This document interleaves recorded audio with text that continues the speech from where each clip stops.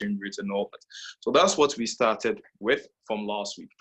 And we look at the types of shocks on Tuesday, whether you have a real shock or whether you have a nominal shock, and how that affects your economy in terms of you being protected from the nominal shock and then the real shock. If you happen to be a flexible regime, how that affects you, and if you happen to be a fixed regime, how does it affect your economy? So this is what we looked at during the larger part of last week. And we did an extension by looking at stickiness within this model, whether price stickiness has implication, and if it has implication, how is it going to play out? So that was our basis for introduction from last week, where we had the new Keynesian introduction. So if you remember from last week, we ended by looking at the new Keynesian model. Remember, from the new Keynesian model, the very first thing we saw was that we had no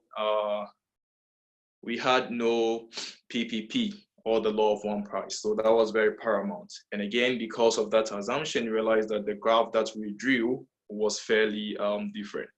The second implication from this new Keynesian build-up was the fact that your net export, which most of you were looking up to, is now a factor of exchange rate. So with this sticky price, your net export is a function of exchange rate. And because of that, there might be one or two implications on your economy. So just keep that in mind and we will look at it.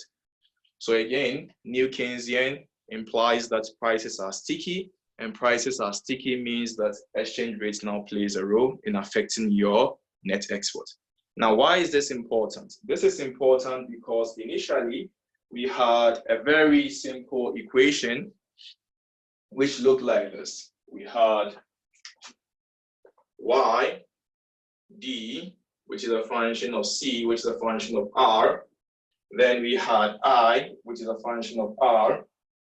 And then we came along with G, which is a function of nothing, right? So government spending is a function of nothing. So then we finally ended with the net export, which is obviously a function of nothing as well as of now, before the introduction of the new Keynesian model.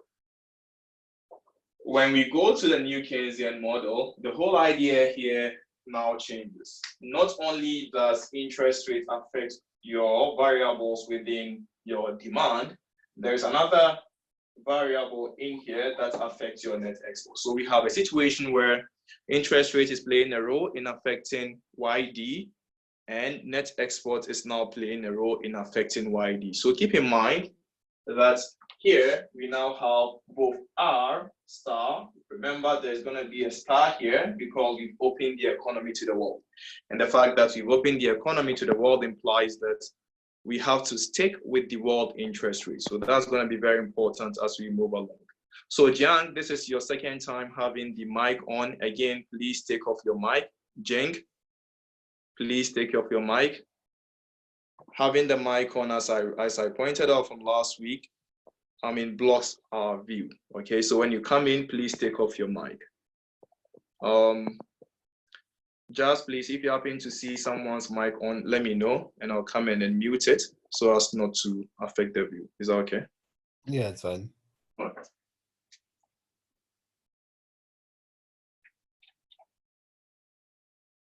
So this is what we have here. So we have a situation where your interest rate is now a function of consumption, and we have this guy also playing a role. Please keep this guy in mind because that will be the basis of most of our discussion for today. So if this is okay, then I can go ahead and then build upon one or two things within this new Keynesian model. Any question in there, Jess? No questions. So if you have to draw this guy here, just an example, and you have your YD here, you have your interest rates here, you have your Y here, and you have your Y supply here. This is your Y supply.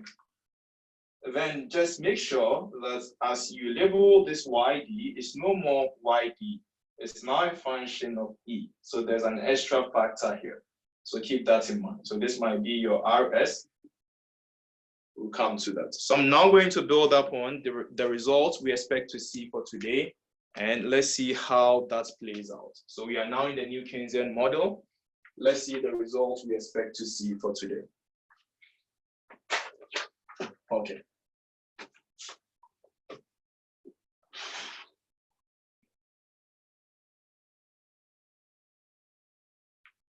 New Keynesian, the results are fairly simple. So let's have a look at the build-up that I have for today.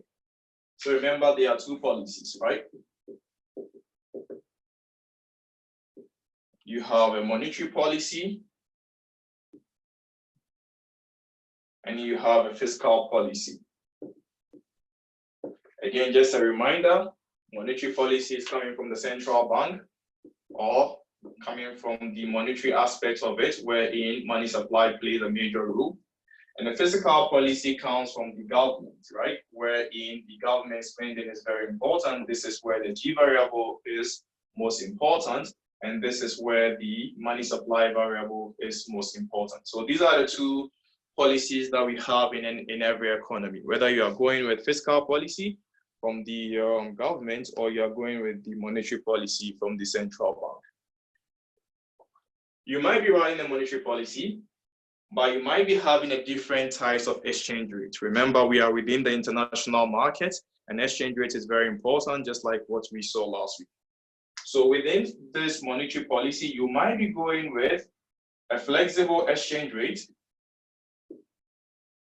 or you might be going with a fixed exchange rate.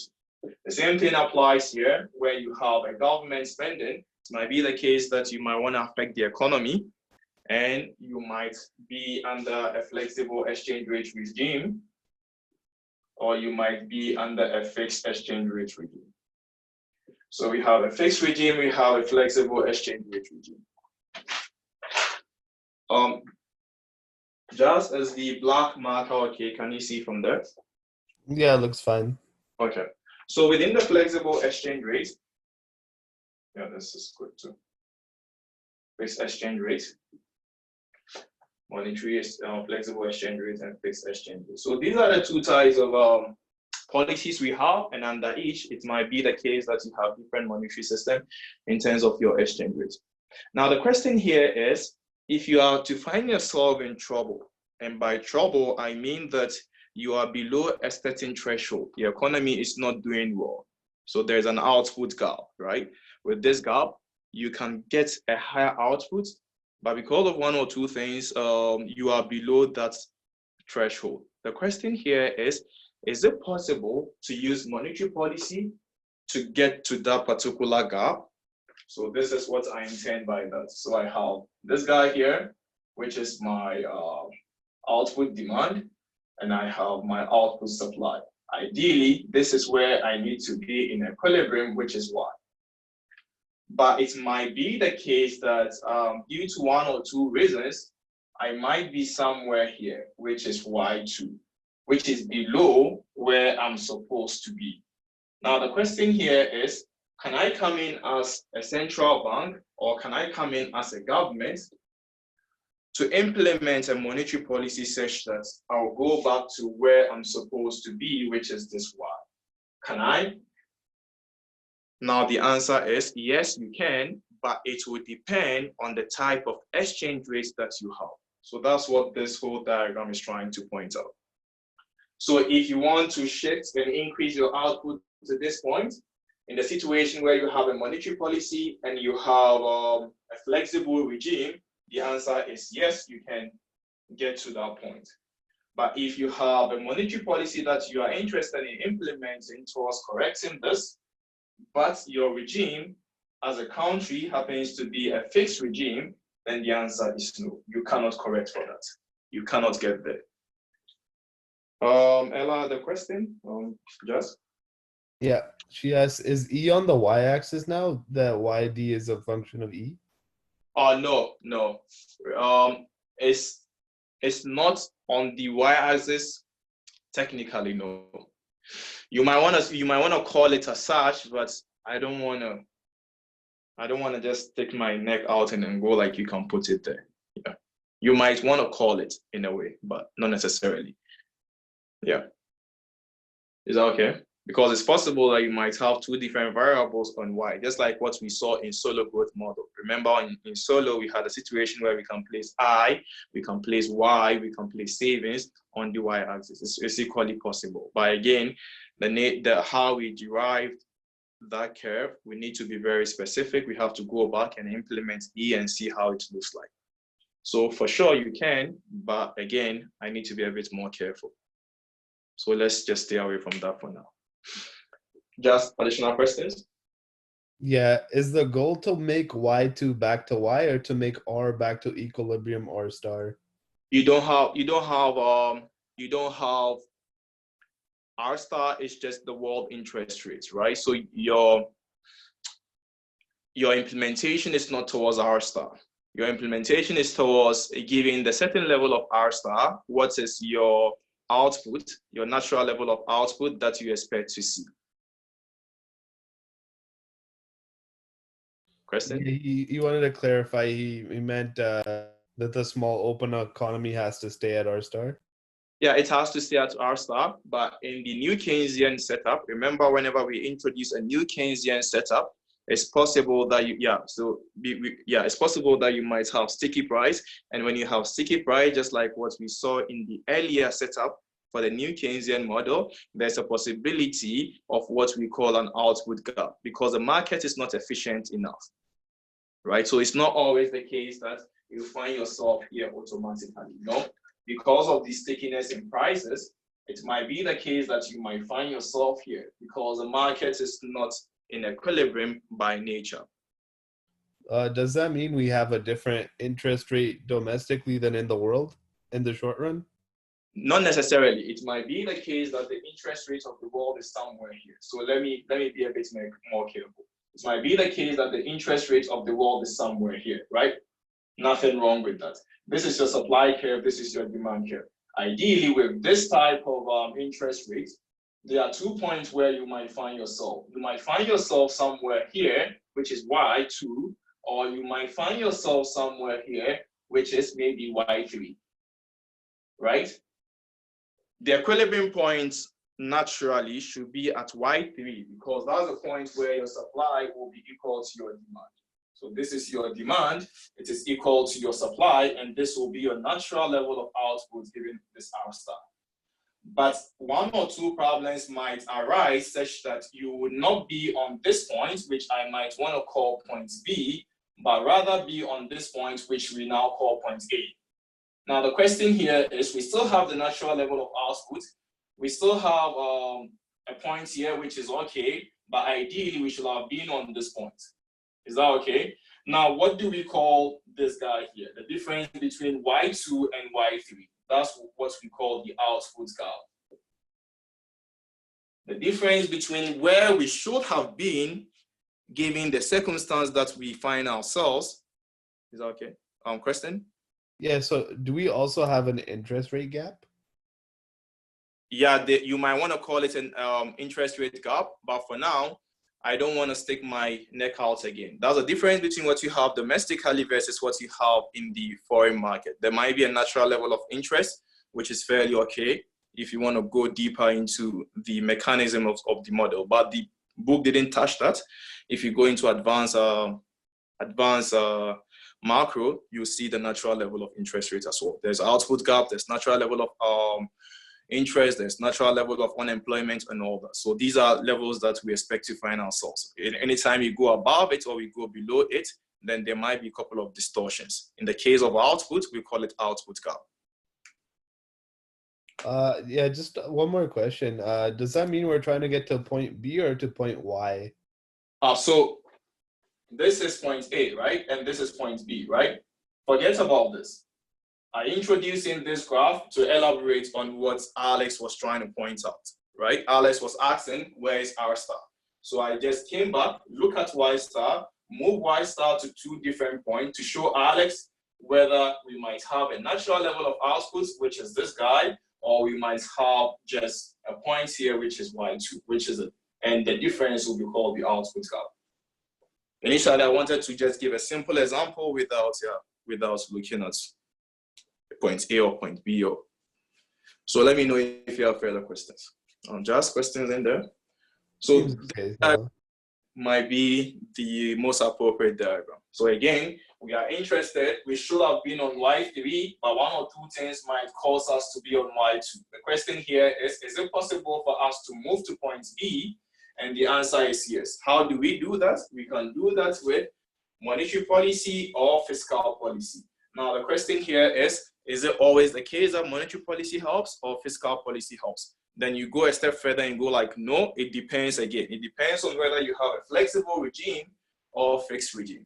If you have a flexible regime and you like to go with monetary policy, that's okay. You can do that. Fairly okay. If you have a fixed exchange rate and you like to go with monetary policy, in light of this example, no, it's not possible. In the situation where you have flexible exchange rate regime and you like to implement fiscal policy or fiscal policy in terms of government spending, the answer here is no, you can't. And in this case, it's yes, you can. So this is the basis of today's discussion. Just make sure the diagram is okay before we go ahead. If you have questions, just feel free. Just questions in there. No, seems okay right now. We can then go ahead and start looking at monetary policy under the flexible regime and see how come we, make a point that indeed we can make that correction.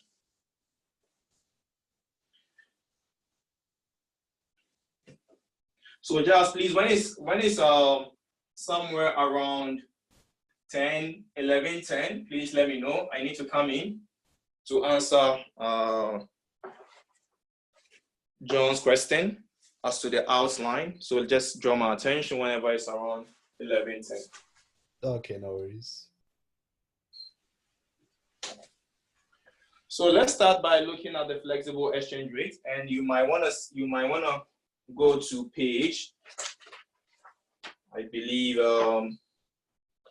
page 465, is it? Yeah, 465, or just after that. Yeah. So we are trying to look at monetary policy in general.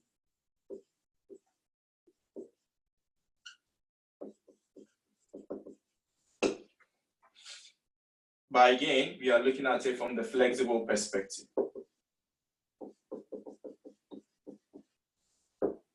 So monetary policy in closing output gap under flexible exchange rate.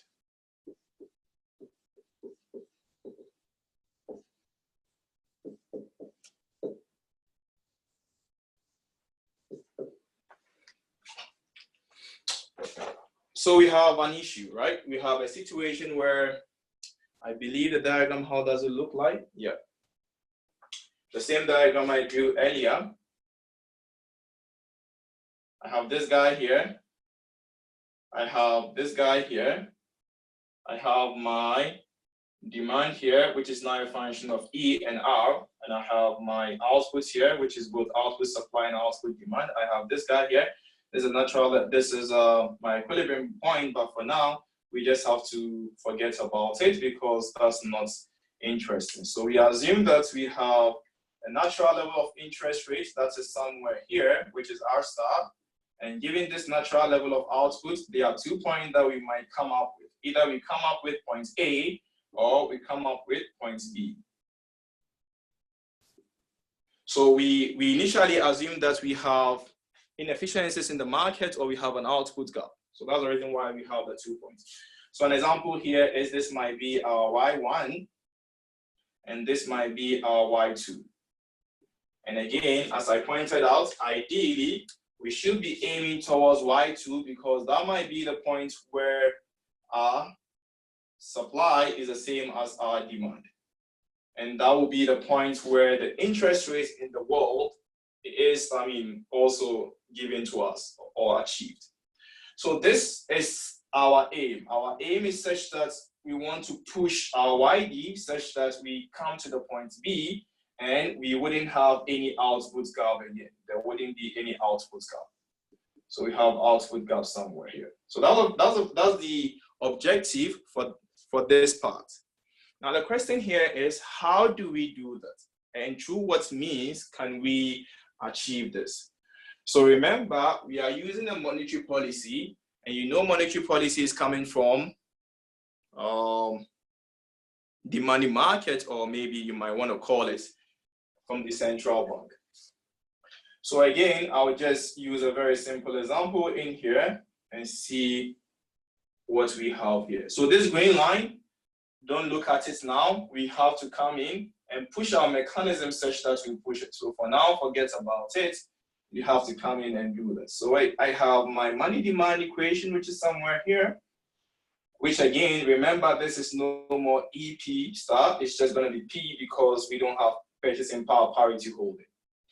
As a function of your demand, which is a function of Y and R. R is negatively affected and P is positively affected. We might have our money supply somewhere here. And we have this guy here.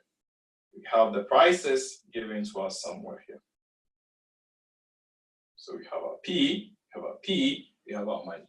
If you happen to be in the room, please type your full name and type experiment. So today's attendance, you have to type your full name again and type experiment. Experiment is being spelled as E-P-E-R-I-M-N. Type your full name and type experiment. That will be the attendance for today. Because next week we'll start with the experiments, so just keep an eye on that.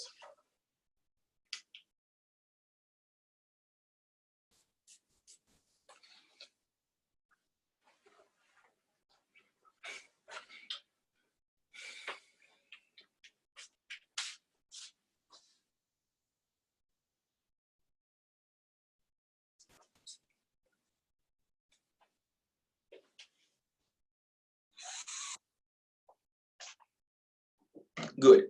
So if we are done, then that's good. We can go ahead, right? So remember, we have this output gap.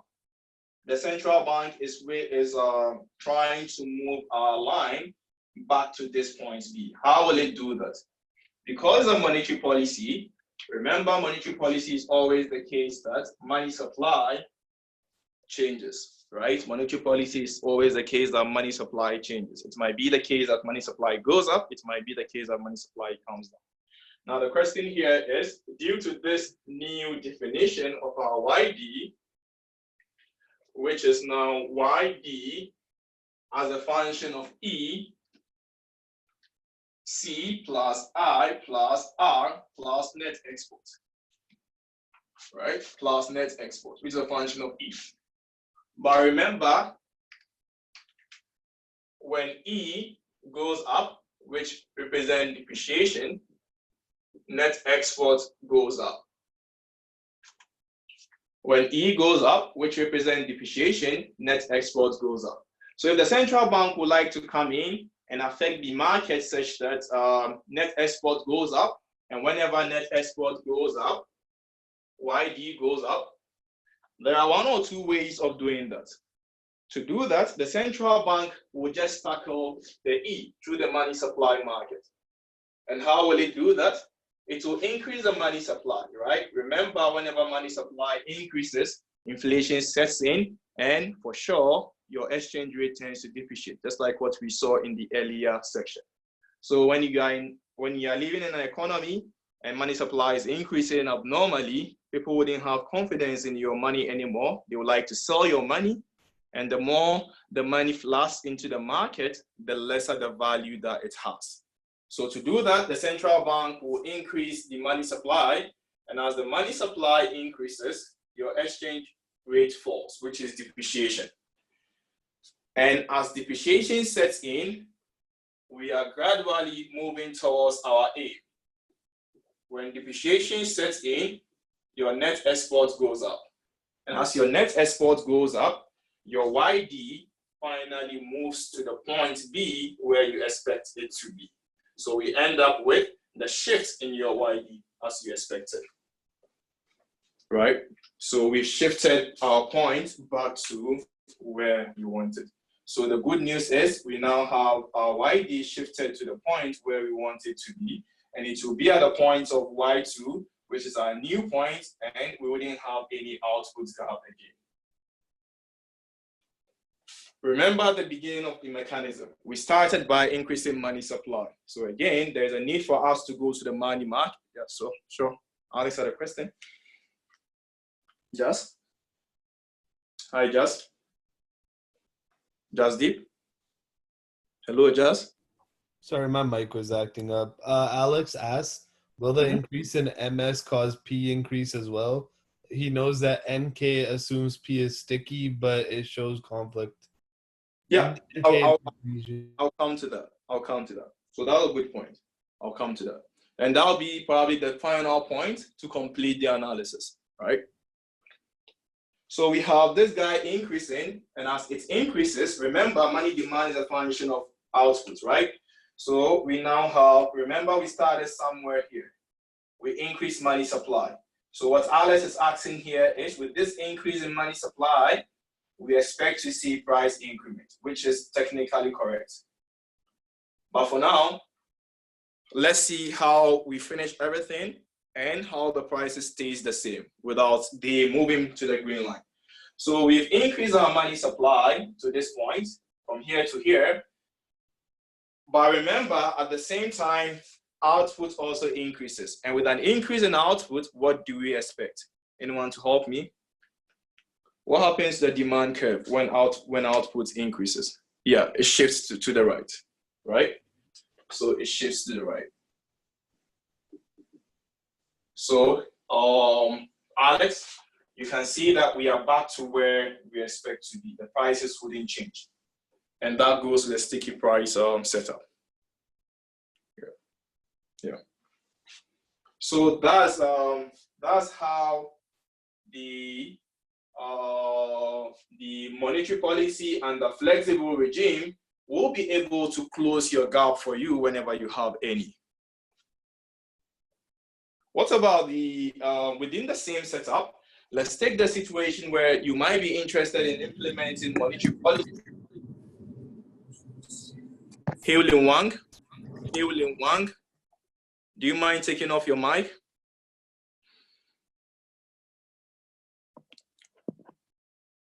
Just, is there anyone with the mic on now? Right now, no. Okay. So this is what we have for the flexible regime. Why not quickly look at this guy again in terms of the fixed regime, right?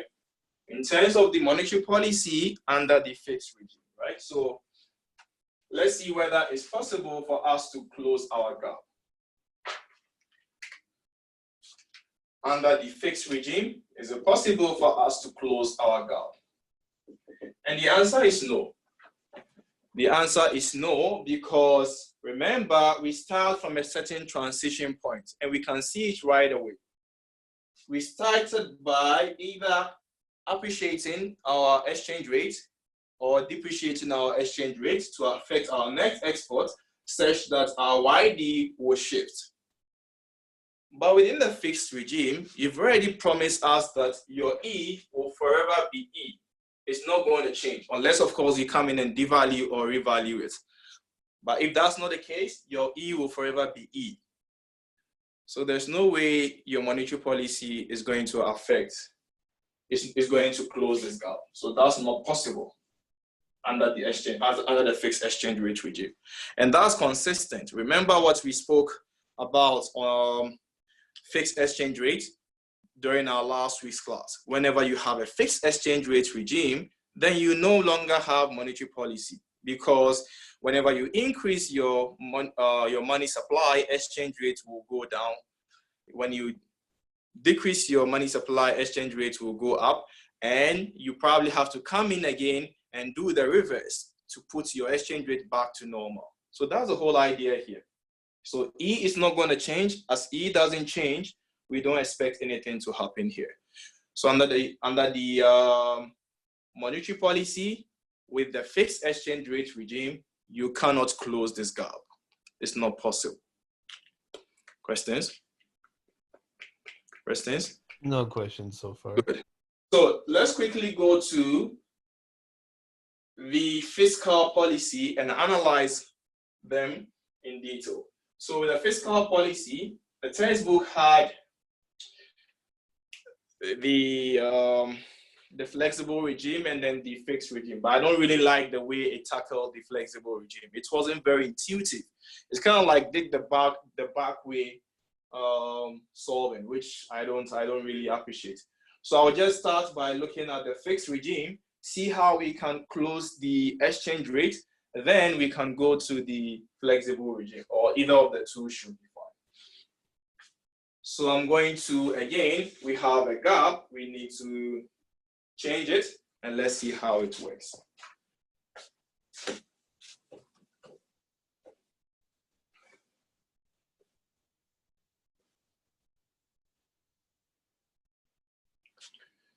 So fiscal policy, remember fiscal policy is always coming from the government, right?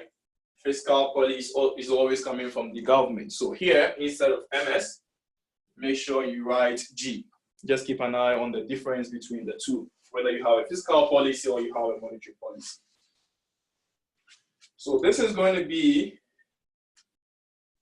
G, whether G is going to increase or whether G is going to go down. And again, remember the equation that we had. Y is a function of C as a function of R, I as a function of R, G, and net export as a function of E. When I have a fixed exchange rate regime, my NX always remains the same. Now I have a trouble, right? The same trouble that we were faced with earlier. So I would like to just cancel it so that we all have to start from the scratch under the fiscal policy. So remember the same idea. We are interested in moving our YD to the point of B so that there wouldn't be any output gap. So there exists this output gap, and we are interested in closing it. So keep an eye on that as we work towards that. Now, how do we close this output gap? We can do that through monetary policy. And how is that possible? We can do that through fiscal policy. And how is that possible? That's possible through the change in G. And how does that affect it? That affects it here, because when G goes up, you see an automatic change in this guy, and we have a shift in our YD. So that's how come we propose a fiscal policy to correct for it. But as macroeconomists, we need to be very careful. Are we under a fixed exchange rate, or are we under a flexible exchange rate? If we are under fixed exchange rate, let's see what comes out of it. So G goes up. It's possible for us to see this guy here.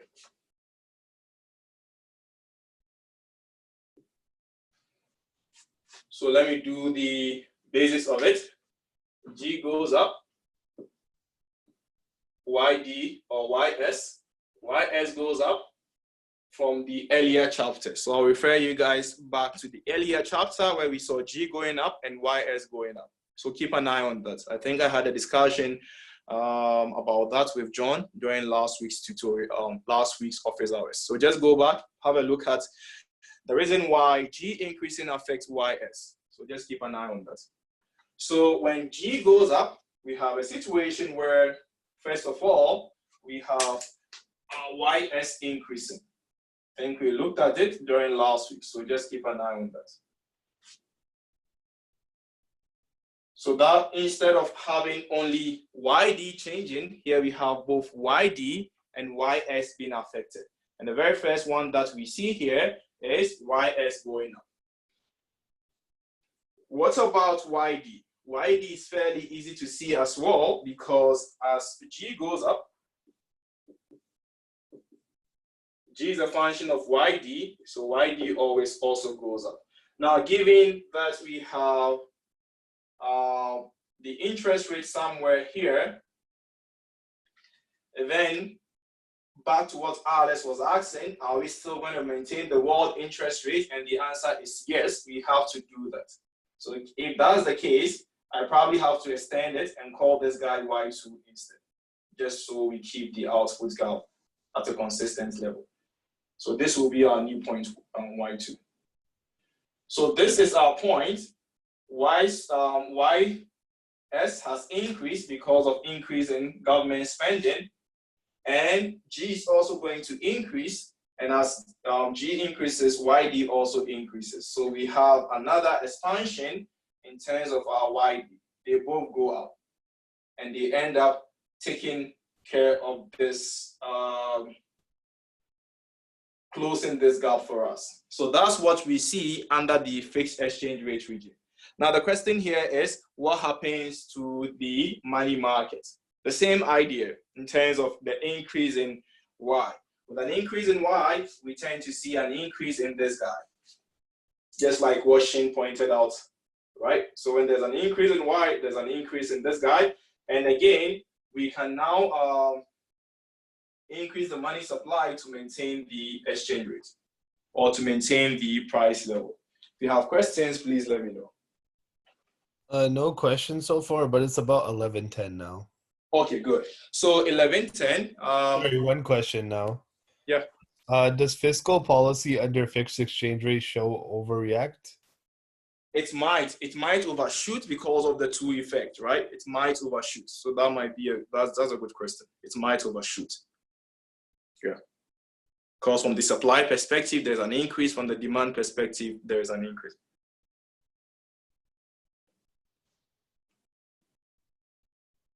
Yeah, it might. So that's why I'm very careful about the word. It might. It depends on how we drew it earlier. So in this case, I didn't start it from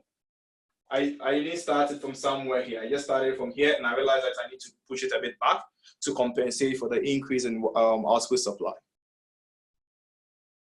So it might, yeah, it might. So I'm gonna refer you guys back. So just take me to 11:15. I want to finish this guy. Then let me know when it's 11:15. Okay. Okay. So we have this guy here. So everything is okay. Now, what about the situation where we have? So it's possible. Okay, so just make sure under the fixed exchange rate regime with fiscal policy, it's possible to close the output gap. FF, correct, we can do that. Now, what about the situation where we have a flexible exchange rate regime? The answer here is no. Under the flexible exchange rate regime, we cannot. And let's see the reason why that's the case. And that's why I said the textbook is not really intuitive as to how they analyze it, but again, we can have our own way out. With this guy here, right? With this guy here, we have a situation where we have a point B to maintain. So G is up, this guy is up. That's fairly easy to see. Again, G is up, YD is up, this guy also increases. That's what we expect. But remember, YD is a function of E. Remember, YD is a function of E. And whenever E changes, it affects our YD. Now, the question here is, if we claim, right, if we claim that there is no change and will forever be at Y1 in terms of flexible exchange rate, what is the reason? What is the reason behind it? The reason behind it is very simple. It's because with an increase in G, Y increases.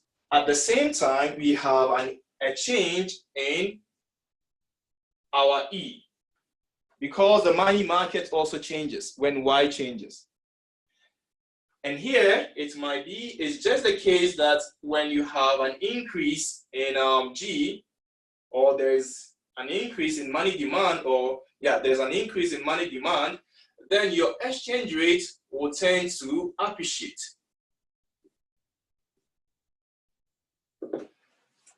Right? Your exchange rate will tend to appreciate. As your exchange rate appreciates, the trouble here is with exchange rate being a function of E, when it goes down like this, your net export also goes down with it.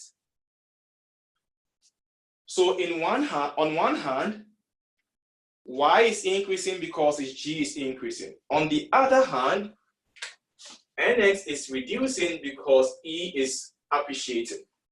So they tend to cancel out. And when they cancel out, we wouldn't see any shift in the demand curve. It will just be here. So that's the reason why there is no effect when you implement fiscal policy under the flexible regime. If you have questions, let me know. If there are no questions, let me quickly turn you guys back to your Canvas page. Go to the announcement. There's going to be a link there.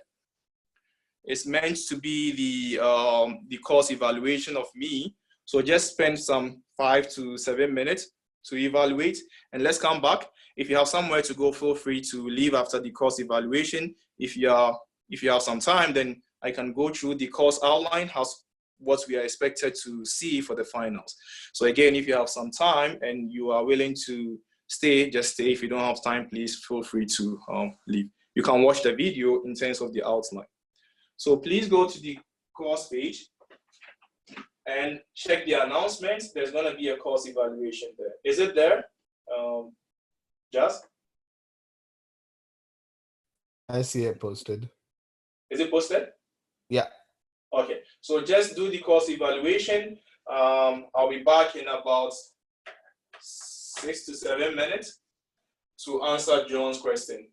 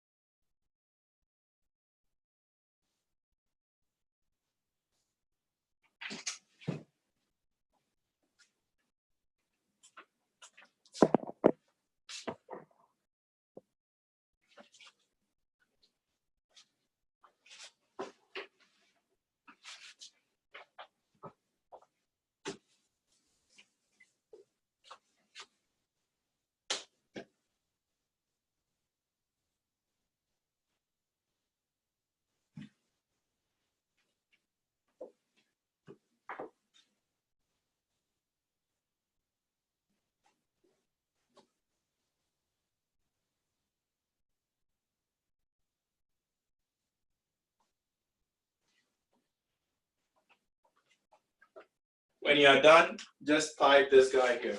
Type your full name and type done. That will be the second attendance for today. Type your full name and type done, and you can leave after that. Type your full name and type done when you're done after the evaluation. Yeah.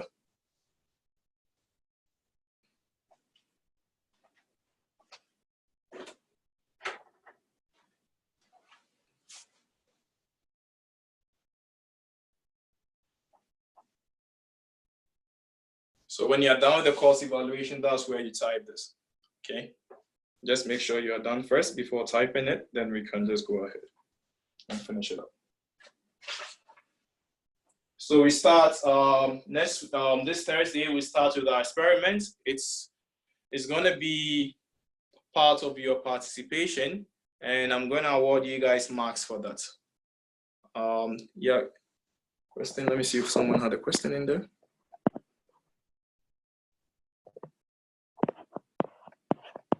Yeah, Alex was just asking. Yeah. Says what? A quick question. You mentioned that YD does not change. Yeah, technically that would be the assumption for it to be at the same point. Or it might be the case that the G will increase but marginally. But even if it is marginally, you still wouldn't close that gap. Is that okay, Alex? Yeah. So course evaluation, if you guys are done, then we can go ahead and finish it up. Alex, let me know whether I answered your question. If not, we can look at it again. So next week we start with this Thursday we start with the experiment. Make sure you have your laptops ready, and it's going to be in class, and it comes with marks as well, which I'll award you guys for it. So just make sure you have your laptops ready. I'll explain the process, and we start looking at the special topics in terms of the experiment.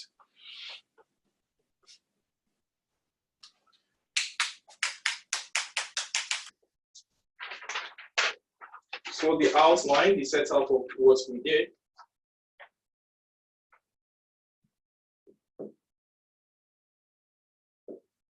This is a setup of the finals.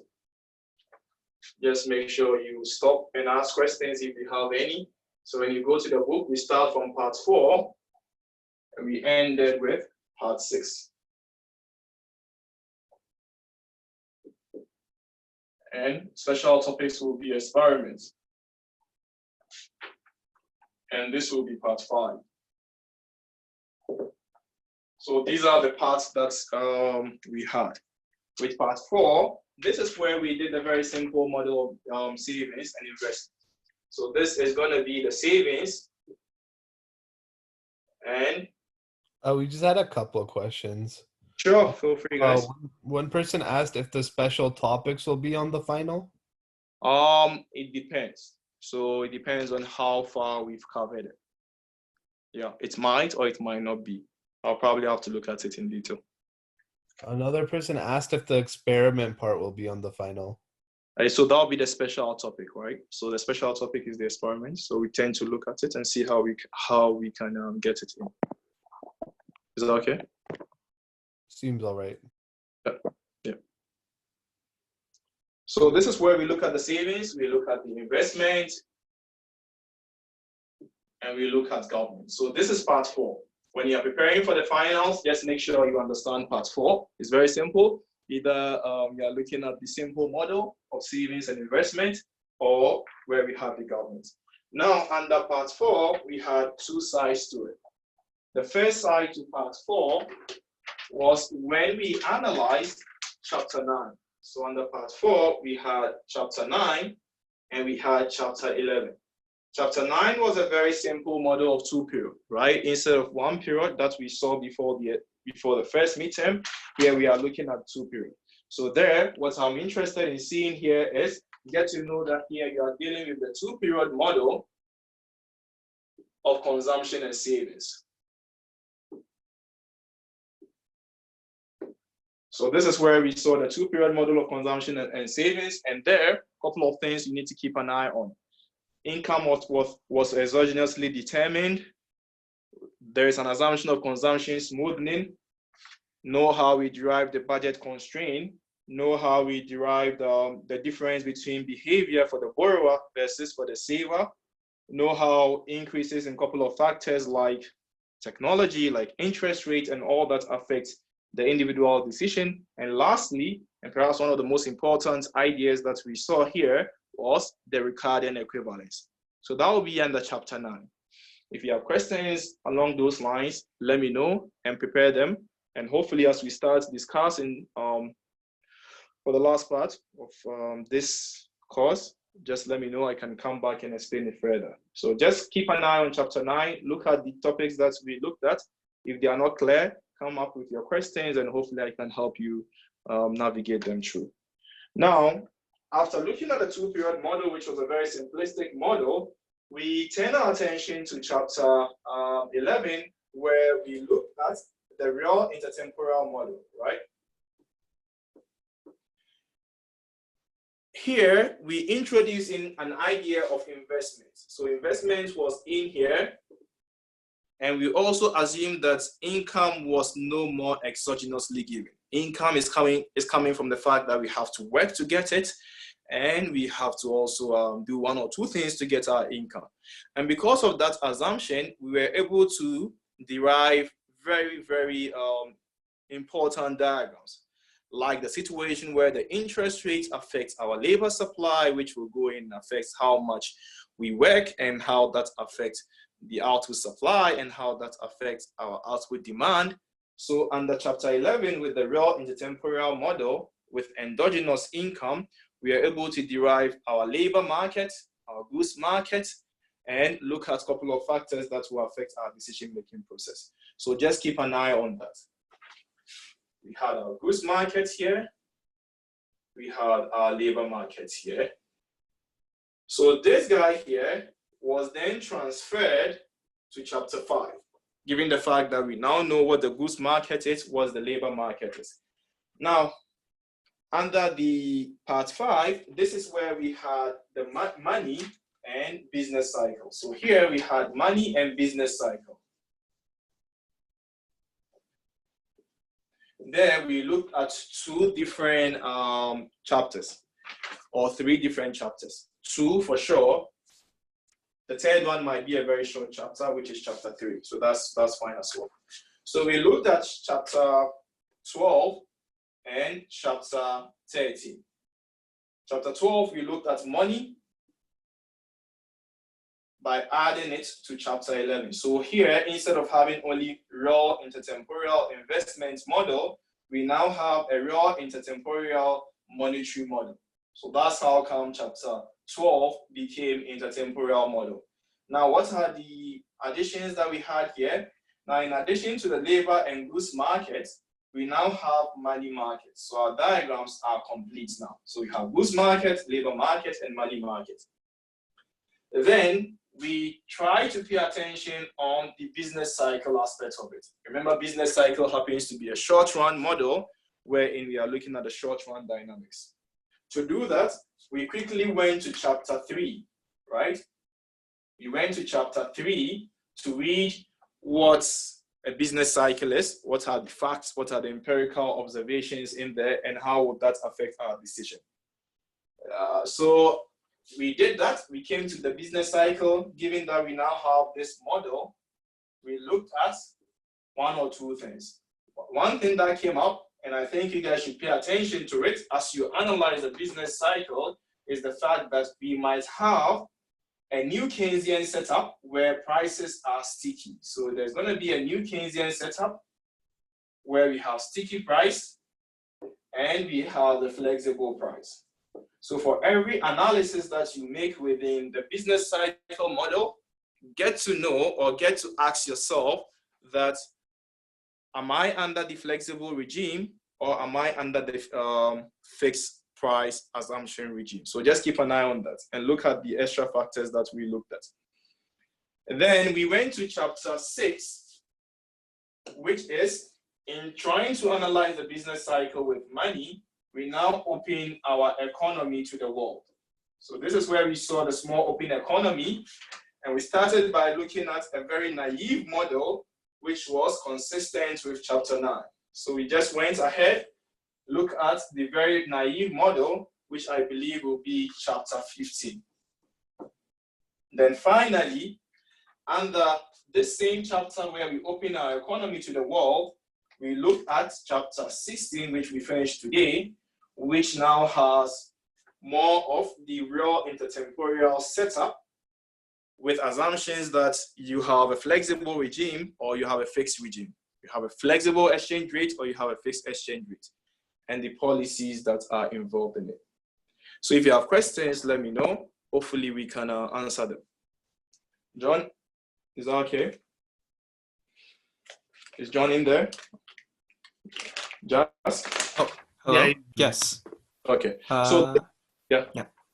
I was just curious, is the experiment, anything to do with the experiment going to be on the final as well? It depends. It depends on the notes that we cover. If we cover the notes and you guys find it interesting and you would like to read along those lines and what we covered in terms of the games and all that, if you guys find it interesting, then it might be on the finals. But if you don't, if you feel like what you've covered from part 4 to part 6 is overwhelming, then we just stop at that. But again, we can still discuss the experiment without it coming up. Is that okay?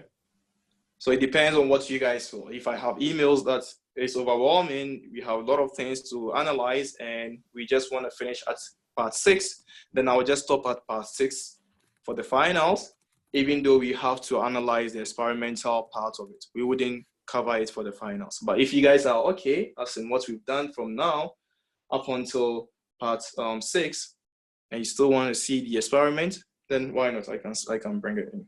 So it's going to be flexible. There's just a question asking if the experiment will be next week or this Thursday. It starts this Thursday. We are going to spend 20 minutes every meeting from now to analyze 1 or 2 experiments, see how the decisions are being made, and see how we can relate it to the economy. Yeah. So this Thursday, and it counts with points. Yeah. Oh, we also have another question from earlier I didn't see. Do we need to download anything before next week lecture? No. If there's any material, I'll let you guys know. But there's nothing to download for the experiment. I'll just send you guys the link. I'll be here. I'll moderate it. We can discuss it as we go along. Is that okay? Yeah, it seems like that's it. Okay. So let me know if you have further questions. If there's any additional question, just feel free. And if you haven't yet done the online submission, please do, and let's get it done with. See you guys on Thursday. Thank you very much, Just. Just one last question. Sure, feel free. Since the TA canceled the tutorial last week, are we still going to do the MATLAB activity? Well, for the maths lab, it's very important because I'm trying to see how we can analyze the economy from numerical perspective. I don't know whether he recorded a video as to how to install it and run it. Did you guys do that? Do you guys have a video of it, or you don't know anything about it? He left it. He left instructions on how to install it. So no one has a. I'll try and see what's. I'll try and probably talk to him and see what you guys have done, because I'm really interested in showing you guys the graph and analyzing the graph and having a look at it. And it might be part of the finals, but I'm really looking at putting it as part of the bonus point for the final. So if you work extra hard in understanding it, then that might be part of it. Please. Also, you've not yet done it. So I'll try and talk to him and see whether he might have a video as to how it works. If there's no video, I probably have to do it myself. Is that okay? In there? Just further questions in there? No, that's it. Okay. Thank you very much, guys. Hopefully I'll see you guys on Thursday. Thank you. Okay, sure.